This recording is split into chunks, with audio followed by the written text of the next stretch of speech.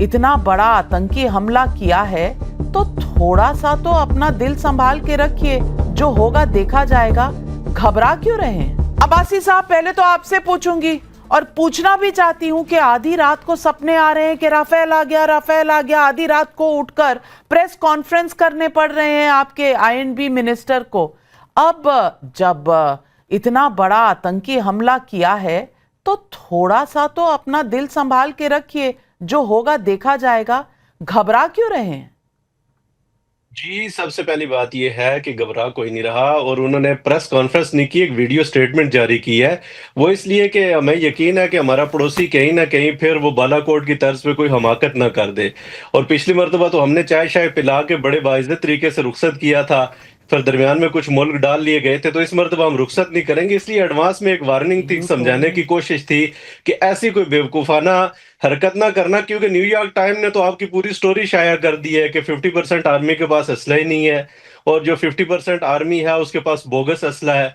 तो हमें तो आपके ऊपर यकीन है और हम बड़े अरसे से वेट भी कर रहे हैं आप आएँ। ये जस्ट एक उनकी तरफ से एक चेतावनी थी और आपको एक बात बताना चाह रहे थे कि फिर आप कोई हमाकत ना कर दें, फिर कोई आप गलत स्टेप ना ले लें, ये बताना था। बाकी टेंशन परेशानी कोई भी नहीं है। सुबह का तो इंतजार कर लेते, और आपका टाइम जोन हमसे थोड़ा आधा घंटा ही पीछे है। टाइम जोन तो देख लेते कि किसको चेतावनी दे रहे हैं। हमें बता रहे हैं, हमारे देश में तो सब सो रहे थे, तो ये किसको बताया जा रहा था? गौरव आर्या जी, आज शायद अब्बासी साहब को थोड़ा सा आपको एक्सप्लेन करना पड़ेगा। अब्बासी साहब से ये पूछ लीजिए कि जिस न्यूयॉर्क टाइम्स के आर्टिकल का हवाला दे रहे हैं उसकी हेडलाइन क्या है, पूछिए इनसे पहले, फिर मैं बात करता हूं इनसे आगे। अब्बासी साहब जवाब दीजिए। जी, हेडलाइन क्या है आप कोट करें, आप पढ़ लीजिए उसकी, आप पढ़ लीजिए। नहीं सर, एक मैं आपको बताता हूँ, ये सब ना आपको एसपीआर चूरन खिलाता है। आप वो आर्टिकल दोबारा पढ़िए, पहली चीज, ठीक है?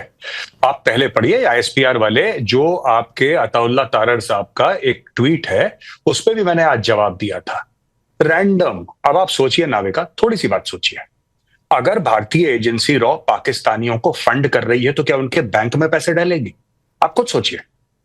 अगर मैं किसी को घूस दे रहा हूं, मैं किसी को ब्राइब कर रहा हूं, तो क्या मैं टीडीएस काट के उससे पहले इनवॉइस लूंगा, टीडीएस काट के उसके बैंक में जमा करूंगा पैसे?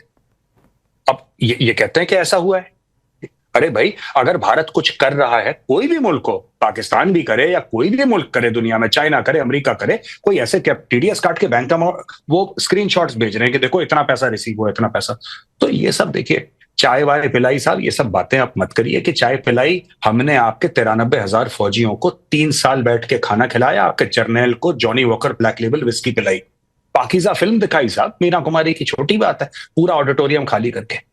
तो ऐसी बात तो नहीं है साहब। हमारी मेहमान नवाजी की भी आप दाद दीजिए ना कि 3 साल हम बैठ के खाना खिला सकते हैं 93,000 लोगों को, आप एक चाय नहीं पिला सकते साहब। उस चाय का आप इतना हमें सुना रहे हैं कि चाय पिला दी, चाय पिला दी, चाय पिला दी। हमने तो एक बार नहीं बोला कि आपके लगभग लाख बंदों को, जिसमें आपके 5 मेजर जनरल थे, 1 लेफ्टिनेंट जनरल था, पता नहीं 23-25 ब्रिगेडियर थे, 100 से ऊपर कर्नल थे, कितने सिपाही थे, 3 साल बैठ के खाना खिलाया साहब, दिन में 2 बार चाय, 3 बार रोटी। हमने तो आज तक नहीं बोला। खैर, बड़े और छोटे मुल्कों में यही फर्क होता है। अब मैं, जो नाविका ने सवाल पूछा, मैं उसका जवाब देना चाहता हूं। देखिए साहब, ऐसी बात है, यह कहना कि रात के 2 बजे उन्होंने स्टेटमेंट दिया, पहली बात, यह बड़ी अजीब सी बात है कि रात के 2 बजे उन्होंने स्टेटमेंट दिया। बात यह है कि ये जो लोग धमकी दे रहे हैं कि हिंदुओं को मार देंगे और ये हो जाएगा, वो हो जाएगा, लकड़ी नहीं मिलेगी, ये सब कौन है? ये पॉलिटिशियंस हैं इनके, ये इनके सियासतदान हैं। इनका फौजी सरबराह कहां पे है? असली बात तो उसको करनी चाहिए ना सामने, क्योंकि पावर जिसके पास है, हमारे यहां पॉलिटिशियंस के पास पावर है, पॉलिटिशियंस बोलते हैं, वहां पे आर्मी के पास पावर है, आर्मी बोलती नहीं है। और ये जो साहब कह रहे हैं, वो जो मैडम कह रही थी इनके पार्लियामेंट में बैठ के कि हम लोग वहां पे राम मंदिर को तोड़ के वहां पे ईंट लगाएंगे बाबरी मस्जिद की, आपको पता है कहां पे राम मंदिर? आपको पता है? राम मंदिर उत्तर प्रदेश में है। उत्तर प्रदेश में बच्चा पैदा होता है, मां के पेट से हाथ में कट्टा लेके पैदा होता है। क्या बात कर रहे हैं साहब?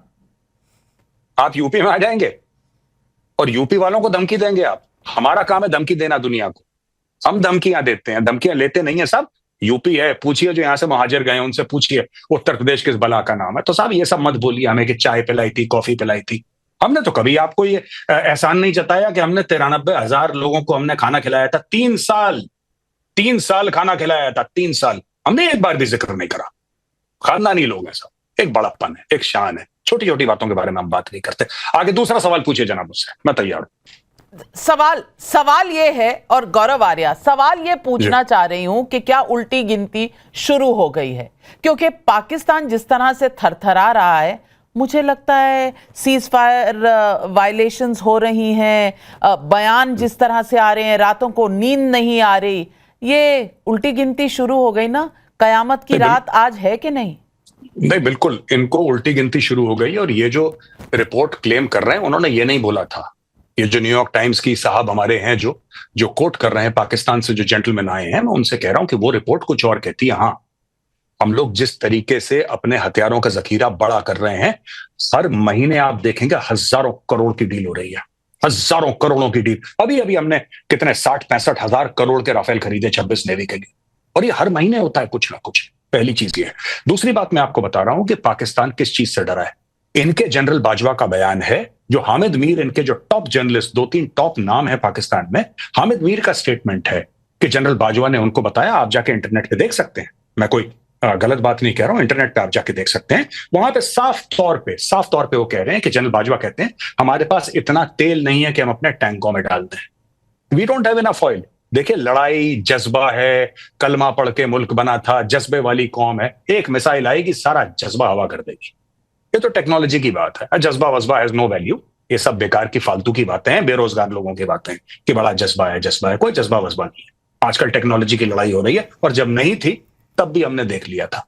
ठीक है ना? अच्छा, तीसरी बात मैं आपको बताता हूं। ये जो लोग बात करते हैं पाकिस्तानी फौज की, मुझे ये बात समझ में नहीं आती कि, और मुझे इंडियन मीडिया से भी शिकायत है, मैं 30 सेकंड में दोनों पॉइंट अपने बताऊंगा। ये पाकिस्तानी फौज किस फौज को सपोर्ट करते हैं सर? ये जो लगाया है शहबाज शरीफ है, फॉर्म 47 वाला शहबाज शरीफ, आपने इसके ऊपर बड़ा आपको गुमान है। और जो आपका लीडर है उसको आपने जेल में डाल रखा है। जो पाकिस्तान का चहीता है, जो पाकिस्तान का लाडला है, उसको जेल में डाल रखा है। और जो चोर उचक्के हैं उनको आपने विराजमान कर रखा है कुर्सी पे। और दूसरी चीज, मेरी जो इंडियन मीडिया से शिकायत है, जब भी ये बलोच के बारे में बात करते हैं, कहते हैं Baloch militants. BLA they are freedom fighters. वो स्वतंत्रता सेनानी है, वो कोई मिलिटेंट नहीं है, वो कोई टेररिस्ट नहीं है, वो फ्रीडम फाइटर है। वो अपने देश के लिए लड़ रहे हैं, अपने मुल्क के लिए लड़ रहे हैं। और मैं हर एक BLA के फाइटर को सैल्यूट करता हूं।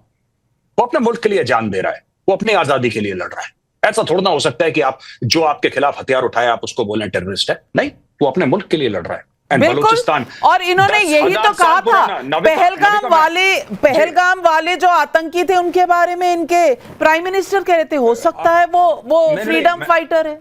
आप 10,000 साल पुराना मेहरानगढ़ सिविलाइजेशन है। बलोच कौम 10,000 साल पुरानी है। बिल्कुल। ये पाकिस्तान कल पैदा हुआ है।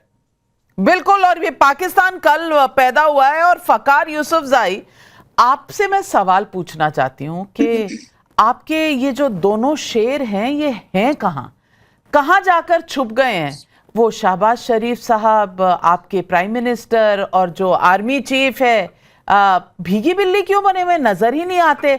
आज फोटो छप रही है तो वो भी 26 अप्रैल की। मुझे बताइए, अगर इतना जज्बा है और इतना लड़ने की ताकत है, तो आर्मी चीफ छुपे क्यों हैं? Thank you very much and good evening to everyone. जहां तक बात है, आपने दो लोगों का पूछा, एक शहबाज शरीफ और एक पाकिस्तान के army chief general Asim Munir. Shahbaz Sharif तो मौजूद है, इस्लामाबाद नहीं है, कहीं नहीं गए अभी भी, बल्कि उनके डिप्टी प्राइम मिनिस्टर जो है रावलपिंडी में बैठकर प्रेस कॉन्फ्रेंस कर रहे हैं DG ISPR चौधरी अहमद शरीफ के साथ। इस वक्त वो टेलीविजन स्क्रीन पे, शायद आप लोगों के यहाँ भी अगर TV चैनल चल रहे हैं पाकिस्तान के, तो वो चल रहा है। जहां तक बात है सेपासालार, वो कहते हैं, हमारे प्राइम मिनिस्टर साहब उनको सेपासालार कहते हैं, तो इसलिए हमारी जुबान पे भी मतलब उनके नाम की वजह हम सेपासालार ही कहते हैं। पता नहीं उनको अच्छा लगता है या बुरा लगता है, लेकिन वो अभी उनकी कल की एक वीडियो शायद आप लोगों के चैनल ने भी चलाई थी, लेकिन मैंने तो खैर किसी ग्रुप में मैंने देखी, किसी टैंक पे खड़े हैं और अपने फौजियों का सुना है कि जो जज्बा बढ़ा रहे हैं, तो वो तो है वहां पर। मतलब यहाँ पे तो नजर नहीं आते, प्रेस कॉन्फ्रेंस वगैरह तो उन्होंने नहीं की है, लेकिन उनके DG ISPR हैं, उनकी जगह तो वो कर रहे होंगे।